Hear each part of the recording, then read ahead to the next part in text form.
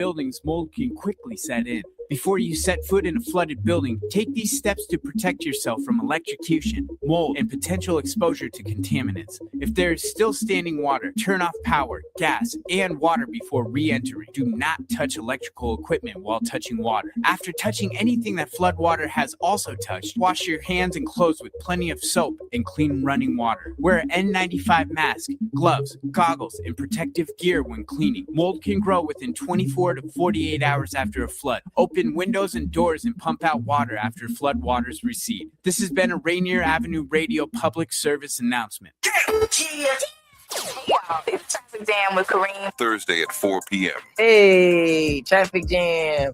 Rainier Avenue Radio. Download the app so you don't miss out what's popping on Crack with Shining. It's your boy, Cream the Dream, on another beautiful week on here on Traffic Jam in Seattle. I hope you guys doing what you're supposed to do, being you're supposed to be.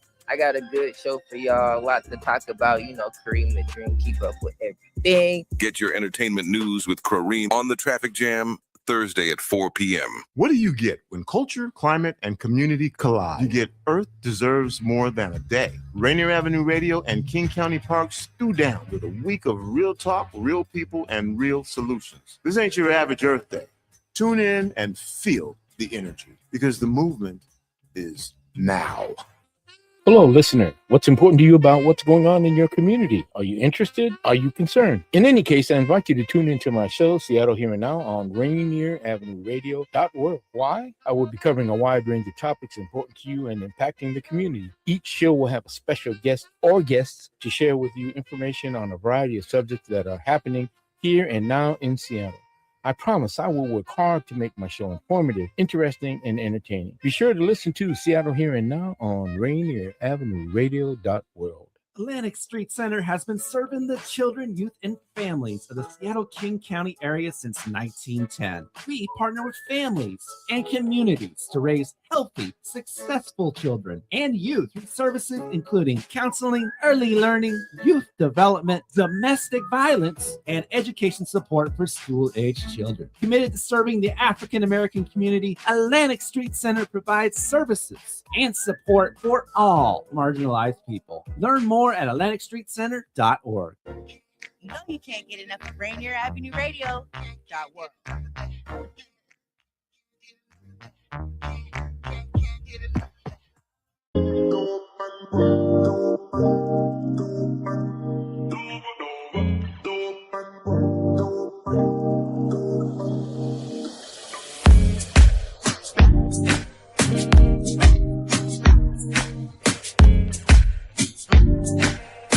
All right.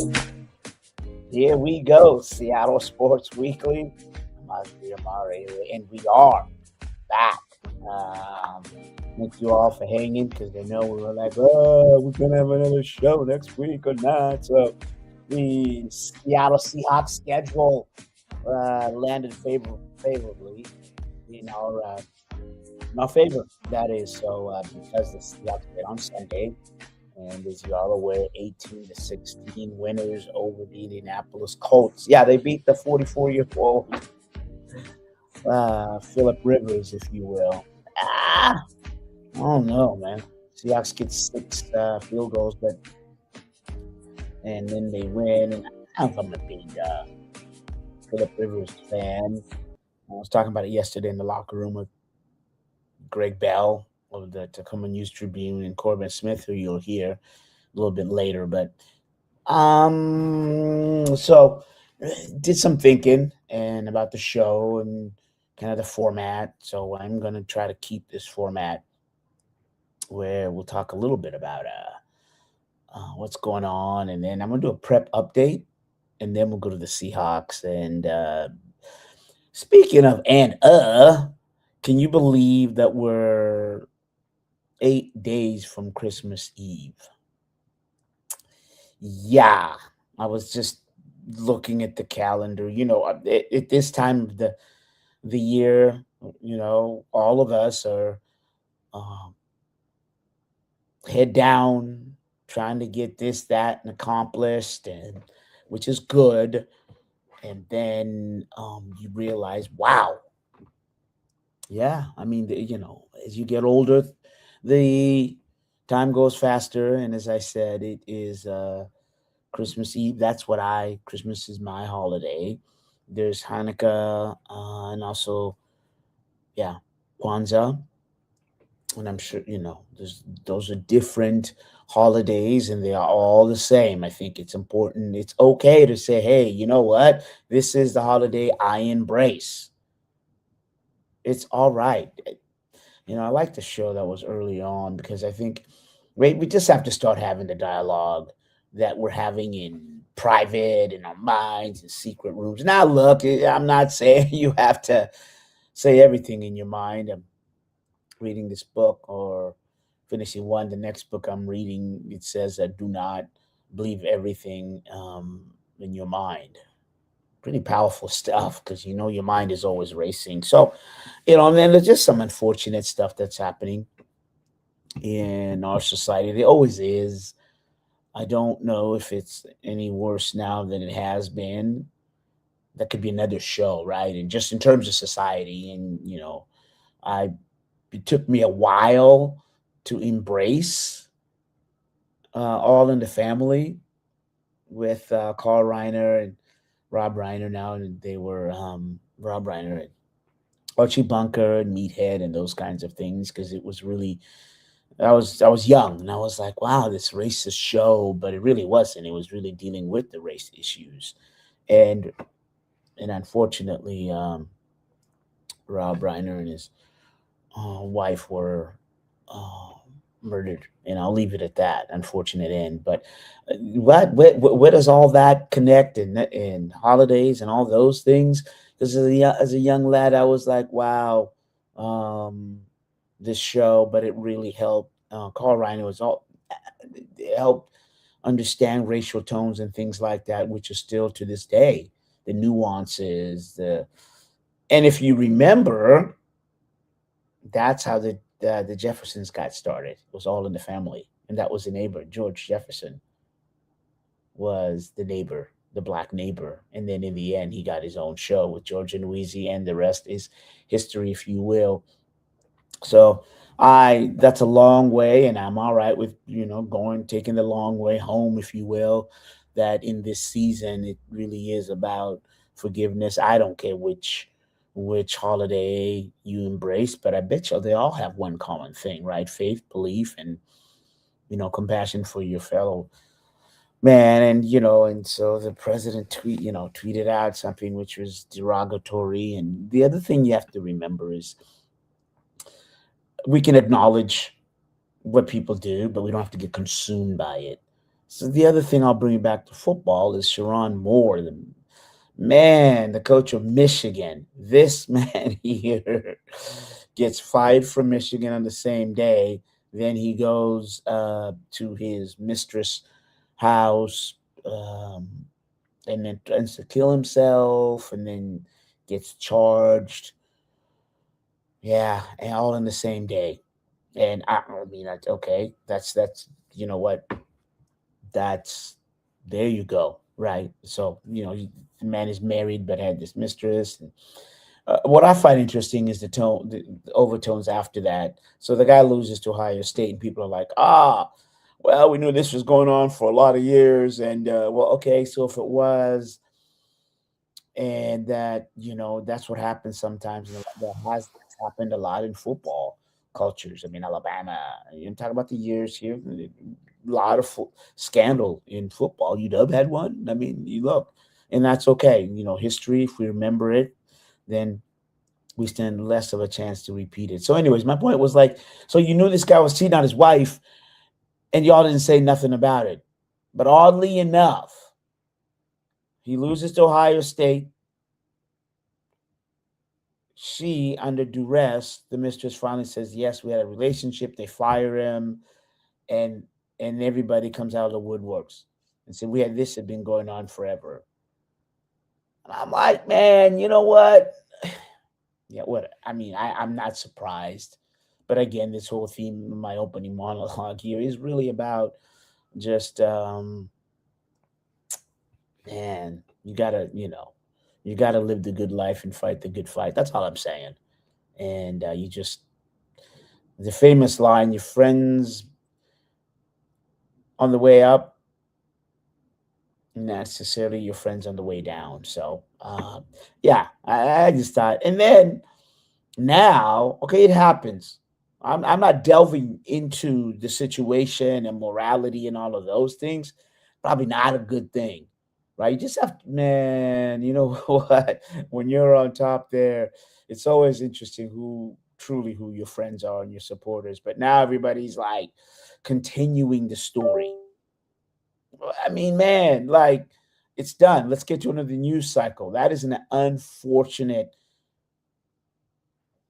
story for the family and his family and the victims and all those things. And same thing, there's just this time of the year brings up a lot of sadness and grief, and people get depressed and things like that. So hey, get a chance, shout out to your neighbor, to your friends, to the strangers and everything else. And there is so much joy going on. I'm going to turn this. There is, so acknowledge that which is happening. Make a change if you can, a subtle change, and definitely enjoy and embrace that is happening. There is more joy than negativity in this world. Don't ever let anybody pull the okey doke on you. So, all right. So there you go. And I, for one, I'm feeling pretty good about it. And let's go into the prep update. So what we'll do is kind of go over especially the Metro League. So I've popped up the Metro Boys schedule. Franklin is 4-0 and Lakeside is 4-0. And they play tonight. Oh, and that's not a good thing because so you all know it's fine. When I look at my ref schedule, oh, Lord have mercy. Me and a couple of the partners will be reffing the Lakeside Franklin game.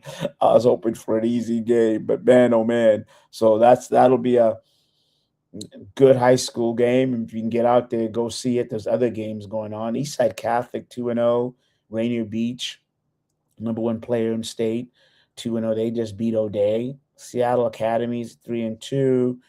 And I'm talking about league here. Then Ballard, 2-2. Lincoln, 2-2. Bishop, Blanchette, 1-1. Seattle Prep, 1-1. O'Day, 1-1. Garfield, 1-1. So Hale, 2-3. Ingram, 1-3. Chief South, 1-3. And winless in the Metro League is West Seattle and Cleveland. Girls game, girls standings, if you will. Seattle Academy, 5-0. Saw them beat Ballard. And then Bishop Blanchette, 2-0, is undefeated. So is Roosevelt in league, if you will.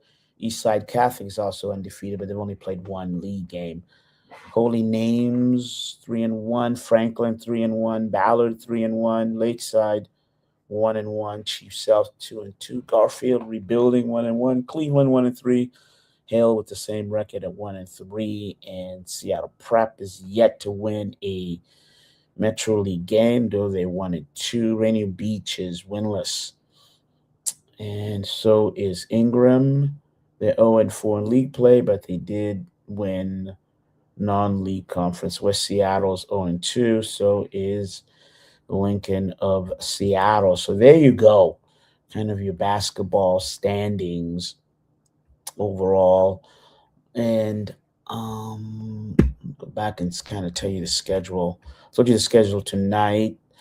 Seattle Prep is at Rainier Beach, 7:30. These are all 7:30 tips. Let's see. Garfield, at Roosevelt, Ballard at Chief South, Lincoln and Hale at Hale. Blanchette is at O'Day. That's at O'Day. And I told you about the Franklin and Lakeside. All right. So that gives you update in terms of what's happening in the Metro League. Thanks for popping that up, D-Money. So you know what happens is when I pop it up here. So, all right, perfect. All right, let's get to the Seahawks, if you will. So Seahawks 18-16 win over the Colts. And man, they do squeak by there. Was it a trap game? No. I think people didn't realize or were not aware that you came in with the 4th-ranked rush defense in the Seahawks against the 6th-ranked rush offense in the Colts with Jonathan Taylor. I think I had mentioned that. So, and it played true. The Seahawks struggled for a while to contain Taylor. He had 87 total yards, but he had 57 in the first half, and then he only had 30 in the second half. So once the Seahawks were able to do that, they were then able to make the Colts one-dimensional. And Phillip Rivers, 44-year-old, you could tell he was able to move the Seahawks defense around, and that is pre-snap. And when the Seahawks try to mask, their pass rush with 4, and whether you were trying to bring Nick Emenwari on the line as a defensive line, just outside of Boy Mafe and company, Rivers saw that, and he understood that, and that's what you get by a veteran quarterback. And then once the Seahawks, the deficit that Rivers did bring was the fact that you could tell he had no velocity on his passes. He didn't, the way he normally passes, it's kind of like a push. If you open your palm to pinch your right elbow in, and that's kind of how he passes it. A little more dramatization, but it lacks velocity.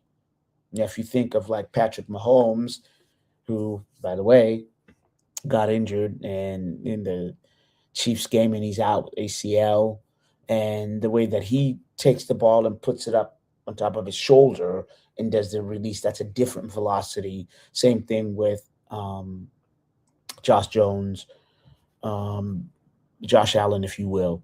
So, and when you bring the ball up as a quarterback and with that quick release, Dan Marino is famous for that. It makes it harder for the defense to react, the defensive cornerback. So, all right. So, D-Money, I think we said we'll go with the first video will be my yesterday's recap of the practice, what Mike McDonald said. And here we go. 24 hours after their 18-16 win over the Indianapolis Colts, Seattle Seahawks now turn their focus to Thursday night's game with the LA Rams. Basically just a walkthrough on each side, special teams. And then what about it's kind of like today's like a Wednesday, Tuesday combo platter, or Monday combo platter. Tomorrow is a Wednesday, Thursday combo platter. Wednesday's a Friday, Saturday combo. You guys have. I think this is one of those like results versus process thing. Yeah, we're not getting the results we want. Okay, can't just say let's start better. Let's go back to see how we're doing our openers, how much we're carrying, what we feel like the guys can execute at a high level. How do we diagnose what their game plan is as soon as we possibly can? I mean, there's a lot of things going on there, and that's on the table right now. We're working through it, just like any other thing that's happened that is kind of falling short to the standard that we want to achieve, and we're working through it. So, but I think there's some things on the process end that will yield better results. The Seahawks haven't scored a touchdown in, let me just jump in here. They haven't scored a first half touchdown for 3 games. So that is what he's alluding to. Got to feel it like, hey, I think, maybe we're doing some things that hadn't really fallen our way. And so let's stick to it. Or, hey, maybe some things that we assumed going into the game aren't necessarily true. So maybe we do need a little bit more of a shift. That happens as a whole team. It happens on each side of the ball. That's happening kind of every game, and it's kind of evolves through each game, honestly. Is that you? It's kind of a little bit of everything right now. So a little bit late in the year right now to be saying that. So I think we got to pick it up really on all fronts. So and being stout and making relentless like effort plays. It's remarkable what he's able to do. It really is. He's just, it's just remarkable. He's just playing really great football. Did you? All right, so there you go. You saw the estimated injury report, and then you heard from Mike McDonald. It's an estimated injury report because the Seahawks had a walkthrough this morning, and you heard Mike McDonald just talk about kind of what the next few days are. It's a truncated schedule, And so the Seahawks are really trying to get ready. Julian Love talked about this. He said, you know what, from last night, players came in and began to get their recovery, because that's number one for all the players, recovery. And then you're going into your install against a team that, as Boye Mafe said, it's a new team, but it's an old team. To a man, both players said, you know what, we're going to embrace this opportunity. It is a big game. They know that, and they've earned the right to play for this big game on Thursday. But in order for that to happen, the Seahawks have to go through their process. They have to go through their practices, and that is they have to go through their reps for the next few days for them to come out on top on Thursday. They don't talk that way. They just talk about, you know what, it's about the process that will give you the results that need to happen. So it's going to be a week of big practices. The Seahawks trying to double down on what they do best and trying to improve the run game. Mike McDonald, you know what? It is a little late for us to be talking about we have to get our run game in order, and that's something the Seahawks are going to have to do against the Rams. And obviously you cannot have the turnovers. So more to come this week from the VMAC in Renton.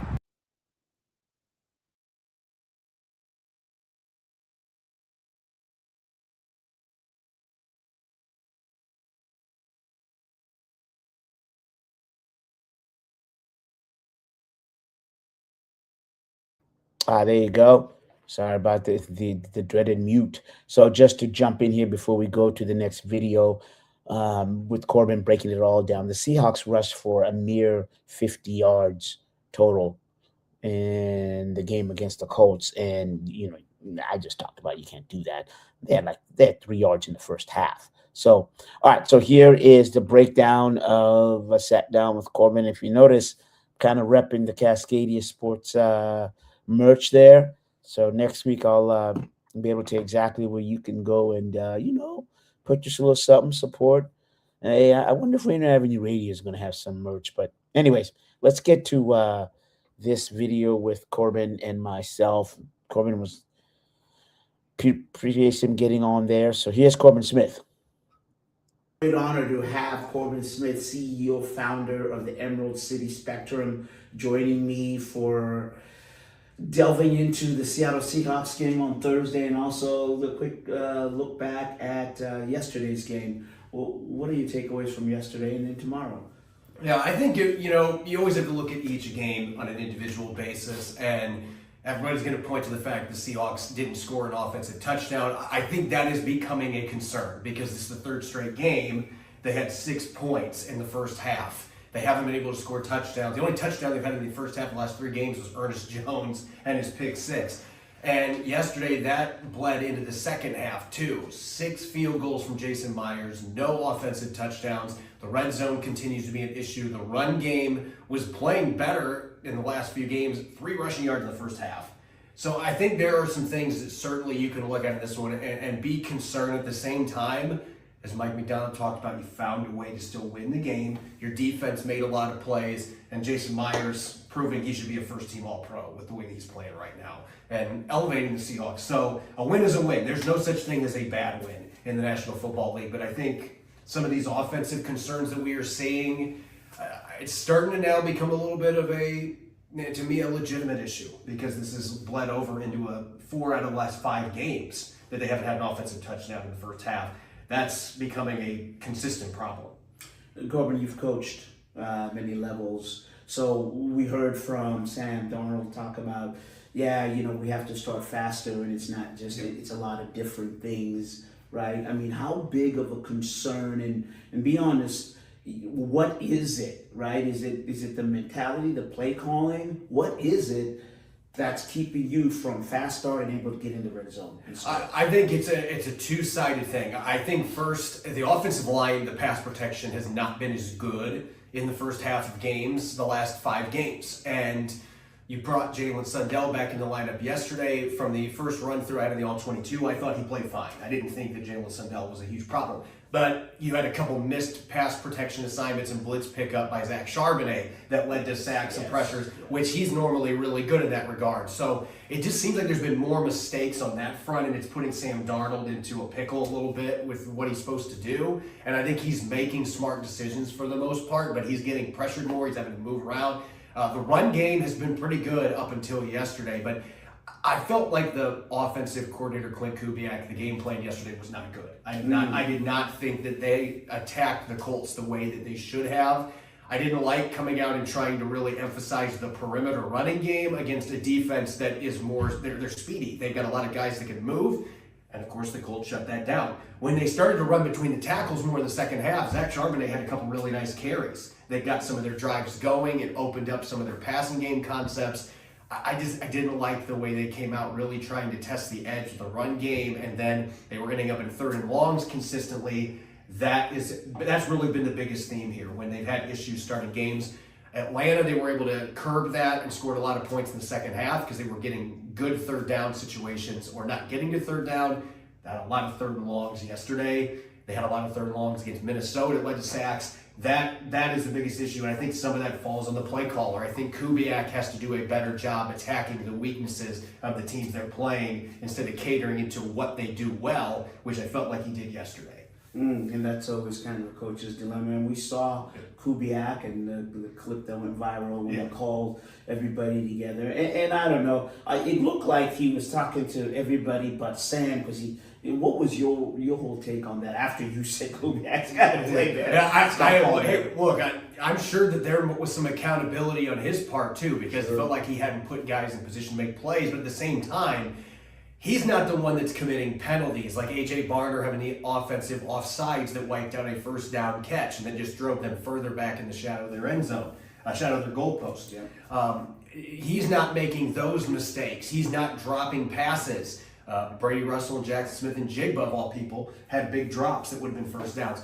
I think that there was some frustration with the execution. I'm sure he said, hey, I'm going to do a better job getting you guys in position, but in the second quarter, a lot of it was execution. It felt like early on the play calling was the biggest issue. So you can look at everybody and say that everyone had a part in this, in the struggle that they had yesterday. And to your point, you know what? There's no such thing as a bad win. So you win Thursday.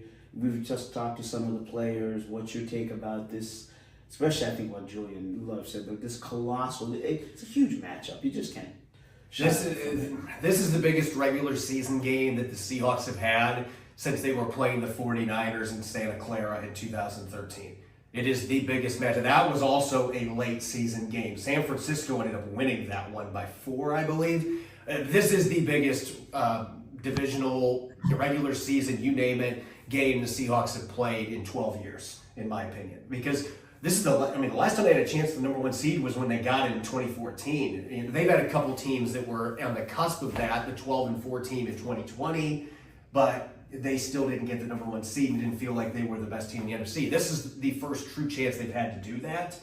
And the fact that they're battling against, and I'd say they're battling against 2 of their rivals, because San Francisco is right behind both of them with 4 losses. And, oh, by the way, you've got a road date in Santa Clara to end the season coming up. That might end up being an even bigger game. But this one, if the Seahawks want to win the division, get the number 1 seed, they have got to have this one. So that makes it a must-win contest from that perspective. Seattle's going to get into the playoffs. It would take an absolute miracle for them not to be. But this is not about making the playoffs this year. This is a prime opportunity to actually do damage in the postseason and get home field, which they haven't had in a long time. As you wrap up here, 3 things that must happen for the Seahawks on Thursday. First off, they got to score at least 2 touchdowns in the first half. Okay. And not 1, I think they need to get 2. You need to go out and you need to get aggressive offensively. You need to take advantage of a defense that the Lions had success against yesterday. The Lions scored a lot of points, but they gave up more. So Seattle can put points to the board. Sam Darnold's got to play within himself. They got to get that fast start that's been missing. I think you got to be able to turn up the heat on Matthew Stafford to get a couple sacks, which is hard to do against him. He gets the ball out quickly, and you got to win the turnover battle. And I know you can say that for every game. Seattle has won plenty of games this year. They haven't won the turnover battle. You're not doing that against this Rams team, though. You have got to find a way to turn the ball over a few times, and Sam Darnold's got to play with himself and limit those opportunities for the Rams. I think if they can do those 3 things at home, they've got a good chance to get to 12-3. He's Corbin Smith, Emerald City Spectrum.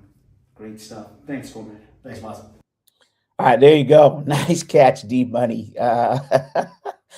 Man, yeah, for the Seahawks not to make the playoffs, it would be a nightmare. So there you go. All right, we're up on the break here. So quick note, because I will just related rest to bed the Seahawks discussion here. Thursday's the last game of the regular season at home for the Hawks, and I think Corbin nailed it there. So, all right, so we're going to go on break, and we're going to come back, talk Huskies and other things just in terms of, soccer. You know how we roll. All right, Seattle Sports Weekly. I'm Mazvita Maraire on Rainier Avenue Radio.org.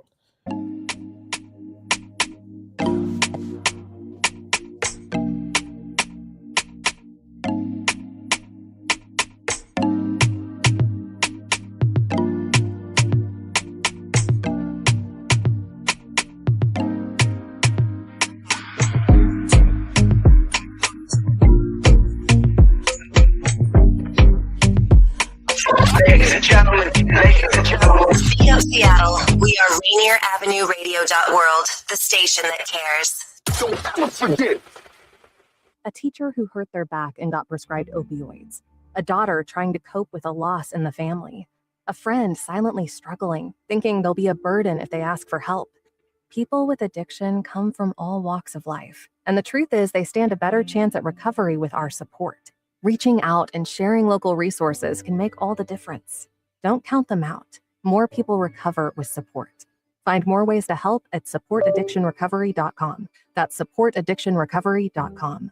Mga kaibigan, ito po si Kuya Bert Kawili. And this is Miles Salvador from Australia. And I'm Norb Kawili, also known as Norbcam. Kung gusto niyo po ang latest news and events from the Philippines at yung local Filipino community, Phil-Am Radio po. We play Filipino music and interview guests from all around the world. And I'll keep you updated on the latest Seahawks and sports news. Kaya always tune in, Phil-Am Radio, every Tuesday, 1 to 2:30 p.m. Pacific Time on Rainier Avenue Radio.world. And in YouTube and Facebook. Salamat po.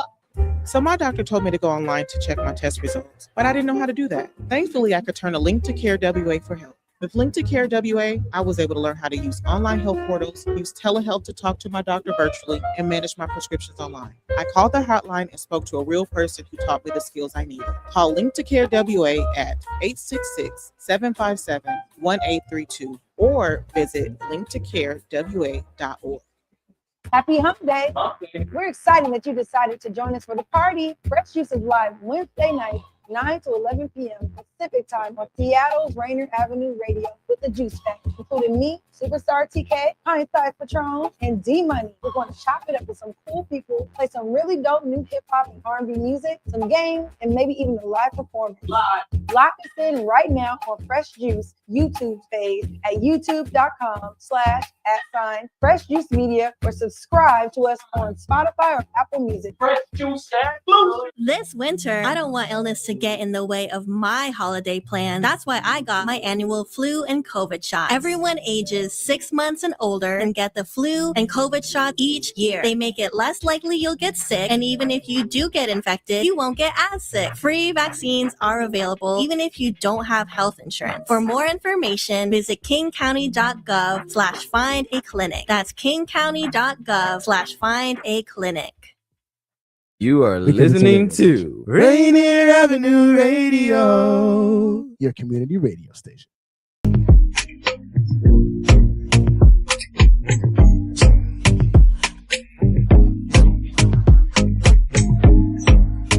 All right, we are back on Rainier Avenue Radio.world, and we will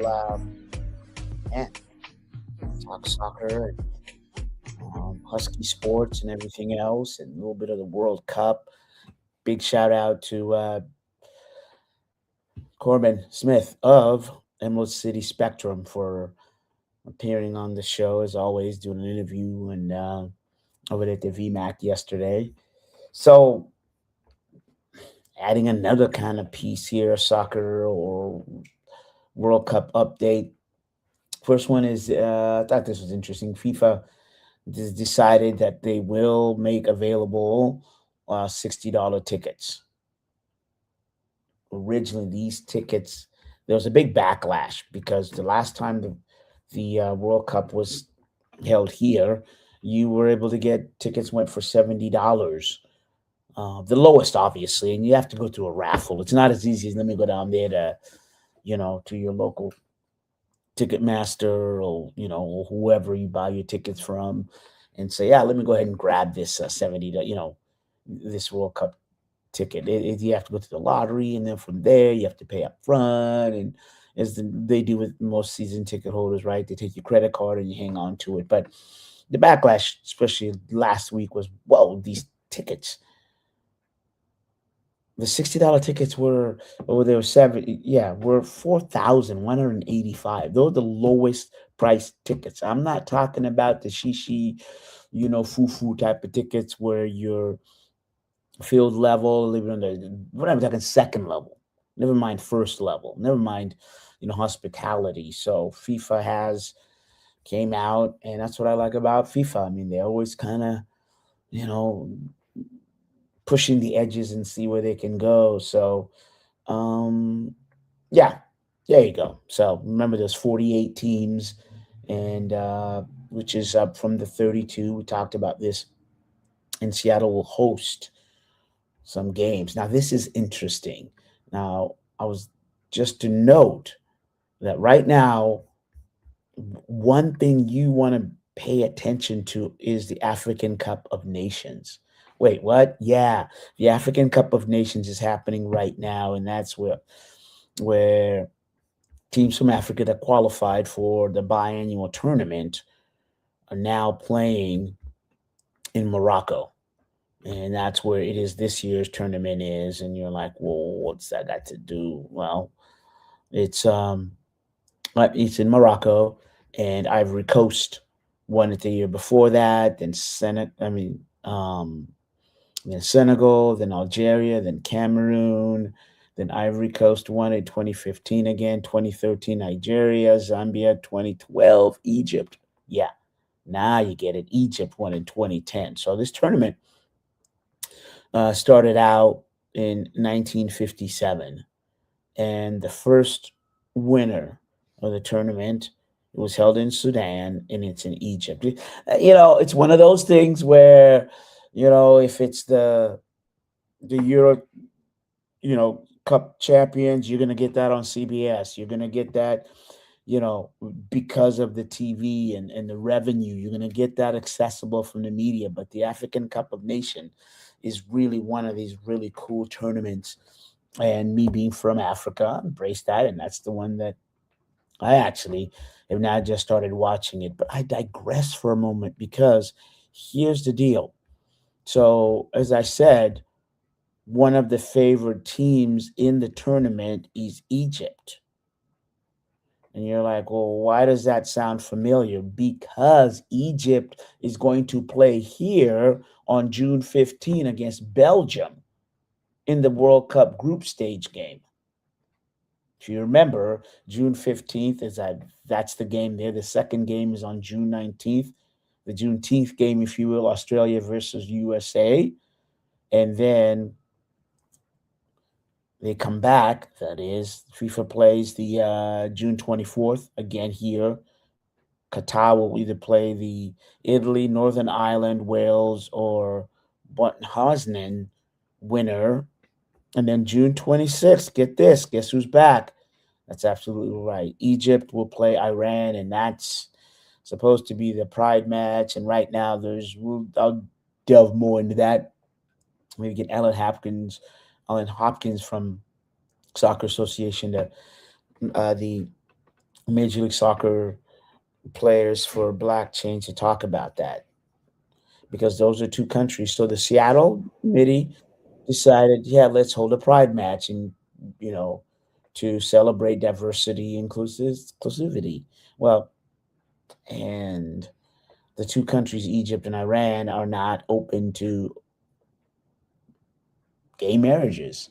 And so now there's, as you can tell, as you can imagine, there is now discussions going back and forth. And both teams have said, there's a possibility we don't want to play there. And so don't worry, cooler heads, but just to give you in that context of what's going on in that backdrop. I'm kind of going to stay with the soccer theme a little bit here. So the other thing to watch is I got this across my desk. City of Vancouver, the Vancouver Whitecaps signed an MOU for a new stadium project at Hastings Racecourse Park. So what that is right now the Vancouver Whitecaps, who lost into Miami in the MLS Cup, had discussions, not necessarily threatening us out, contemplating is a better word, in terms of, hey, we can't play in BC Place because we're just not making any money. And this whole stadium and how teams' relationship is kind of a real big deal. Why is it a big deal? And this hits home, and I'll give the Sounders example. So the Sounders, even though they play in Lumen Field, right? Of course they do. They don't make any money for the most part. Well, what do I mean by that? So the stadium district owns it, and Fred Mendoza is in charge of that.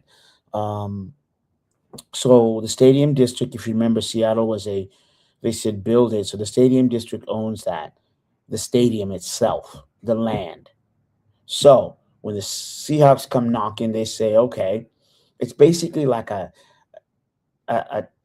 landlord and tenant agreement. So the stadium district is responsible for the upkeep, right? If you rent, or if you homeowners, or if you're in a condo situation, you rent the inside the building, right? That is your space.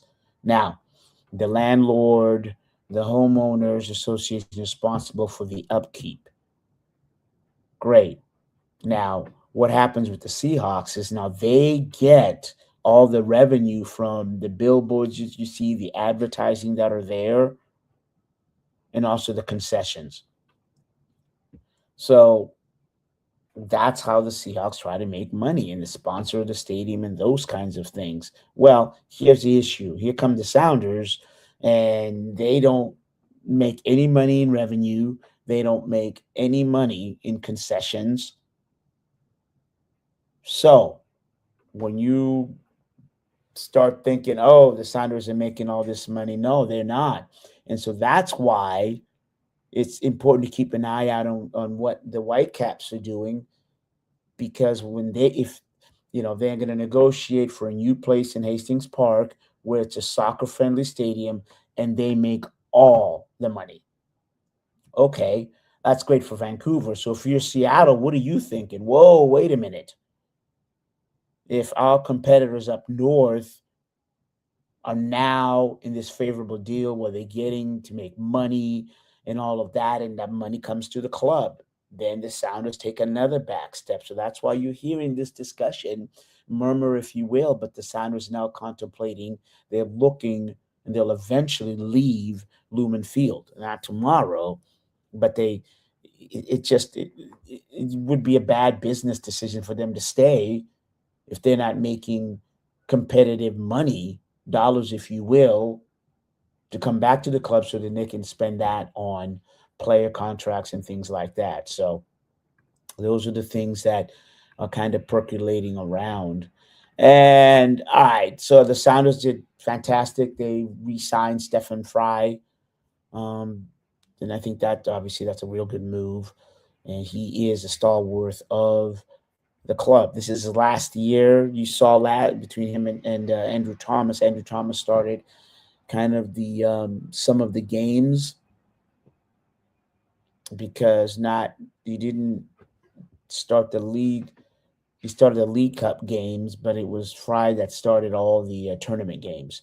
I got it backwards. The Major League games. So, and with there was discussion about, are they going to bring him back? And both sides, what, we could use Frei back for the 2020 season. Now remember, he was the 26 MLS Cup, the Sounders' first MVP, and he was an All-Star in 27. So he's getting long in the tooth, but I think this is a real good move by both sides. That is, 39-year-old Frei is, this is one of these things. You see how franchise treats their players. It's about right. He's good for one more year. But him and Andrew Thomas will compete for the goalkeeping position there. Now, and I'll mention it and I will say it. I'm kind of torn here. What do you mean am I torn? Going back to the soccer. So the University of Washington men's soccer team wins the NCAA championship and they beat North Carolina State 3-2. Yay for the UW. Now, being a Seattle U grad and also doing the games, we saw the UW and Seattle U play, and Seattle U just dismantled them 7-2. The Redhawks took this 2-0 lead, and next thing you know, the UW scored 4 goals in a span of 8 minutes to take a 4-2 lead in the first half. And then, of course, they scored 3 more. Now, it was something to see. So the UW, amazing. And look, as a Seattle grad, my hypocrisy can only go so far, as the man said in Tombstone. So, I mean, yeah, congratulations, way to go. But I do want to celebrate the fact that, you know what? On the UW roster, there are 5 players from the Metro League, 4 players from KingCo. That's pretty impressive. So they are doing this with homegrown players, and I got to shout out to Joe Dale. His dad played at Roosevelt as well, Andy Dale, and amazing. And I coached his uncle, Daniel Dale, in basketball years back. Funny, but, you know, it's a Roosevelt deal, but Joe Dale scored, and congratulations to the Dale family. Just an amazing family there, and wholesome, as you'd expect. So the young man gets a goal in there, and the UW, as I said, wins the National Soccer Championships. But it was fun. You know, Damon Jones, a friend of the show, was like, "Hey, are you going to do anything about it?" I really was like, "Yeah, whatever." And then he said, "Hey, you know, shout out to the Metro League." I was like, "What?" So I looked it up. So here you go. They've got a player from Lincoln High School. I'll go down the roster. How's that? Stadium High School, Gonzaga Prep, Spokane, of course, Ferris High School in Spokane, and California, Philip Kleeman, Harrisburgers from Massachusetts. I mean, these are all very good. Edgar Akulov, the Overlake School in Redmond. Just, I mean, impressive.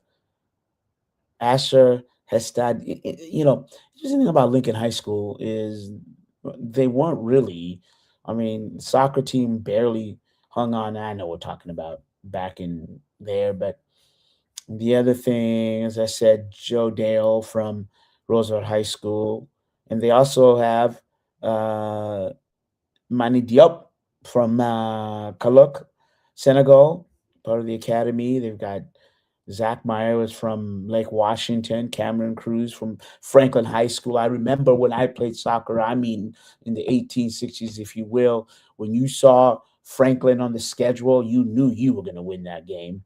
But shout out to the Franklin High School for the rebound they've done in terms of soccer. Yeah, I talked about the basketball team at the top, but they got a player in Cameron Cruz who is part of the national winning championship team. Shout out there. And then, of course, you know, Sheenan Gangulai from Bellevue, Interlake. That's not a surprise. And Connor Law from O'Day and Jaeger Felton. And I would say Brocken Bowers. Felton is from Seattle Prep. Bowers from Inglewood. These are all, I mean, those are perennial high school soccer teams for years, O'Day and Interlake. So you'd expect that. But again, congratulations to the UW, but more so I'm leaning on the Metro League and this, you know, the academies, and also, you know, Ballard FC. Those, what happens when you're playing college now, these academies are bringing quality players to the area, and that's what you're seeing now. So shout out to all the coaches, even like Peter Hattrick, that are really coaching up players in this area, because we talk about basketball, but soccer is a big deal as well. All right, so the UW finishes the season, bowl game, LA Bowl, and then the basketball season is in their way. They're on their way, And I'm, as we always do, we turn to UW Athletics and bring on our Bottlick expert and Andrew Bailey. Andrew, how you doing today? A little bit better, a little tired, but I'm okay. Yeah, yes. I think last time I saw you was a few hours ago last night. It was the Redmen and Skyline basketball game, right? Mm-hmm. Yep. Redmond won that. Good game. Man, yeah, and the second win of the season. So alive and well. All right. Enough of the intro, my man. We're so glad to have you on the show. Let's go to Husky. What is the state of Husky football? Well, as long as Jed Fish stays on Montlake, it'll be okay. Okay. Right? Yeah, I guess. But let's start with why you say that. Well, they finished the season real strong. They came out there and dominated the Boise State Broncos in LA. Got 5 interceptions in the game, first time since 2003. So not a bad way to finish off the season. Damon Williams has 4 touchdown passes, used a lot of play action pass off of the run, did a good job establishing the run early. Jonah Coleman finishes with 85 yards on 12 carries. So overall, just a really strong performance by the defense, and then the offense finally getting things going in the second quarter, and then just kind of rolling from there on. Yeah, and to your point, how many seniors are they losing? The senior stars are they losing? The UW football. Jonah Coleman is the number 1 guy who's leaving after this season. Denzel Boston could go too. He's a junior with another year of eligibility, but there's a good chance he could end up going pro depending on what the advisory board, the NFL advisory board says about what his draft stock is. So that's going to be crucial. Carver Willis will move on. Garen Hatchett will move on. And so that's, from what I understand, those are the main pieces that I can think of off the top of my head. Michaela Steen will also be gone. Tacario Davis probably as well. And then I think Ephesians Presock, maybe. I can't remember if he's a junior or senior, though. Okay. So then what is left in the cupboard? A lot of good young talent. Rain Vinesbright and Desmond Roebuck, who both had touchdowns in last Saturday's game. They will both be back next year, you would assume, unless they left the transfer portal, but I don't think that's going to happen. And Damon Williams, of course, will be back unless transfer portal something happens there. I don't think that's going to happen, though.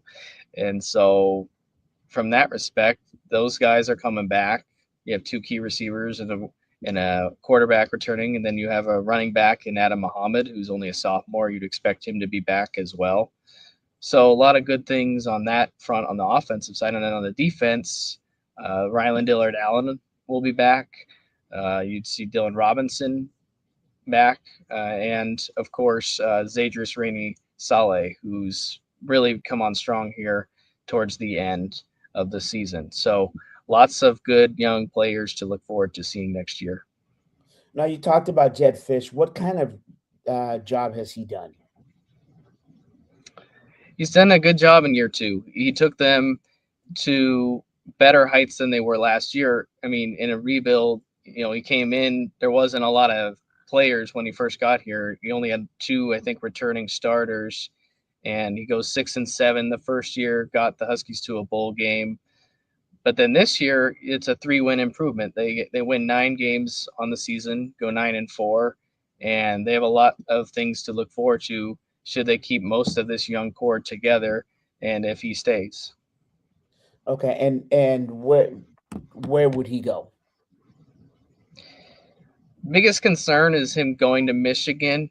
I don't think he should do it, given the issues that Michigan's had internally as a program over the last several years, but every man has a choice to make as far as money is concerned, and sometimes money talks, and unfortunately that's just one of the dark sides of college football is money and the amount of transactional nature of the sport at this moment. Yeah, I don't believe he's going to Michigan. I know we discussed this. I just don't think Michigan is as attractive as they think they are in the college right now. And my thought on that real quickly, switch to basketball is now that there's a lot of scrutiny that's there. You have some talent. So you're going to go through a revamp of that program. And in fairness, I think Michigan is looking for a typical Jed Fish type of figure, someone who's managed several programs and, no nonsense and everything else. So you could be right. We'll see. We'll see. All right, basketball. The UW men's basketball team, 7-3 overall, and 2-game win streak.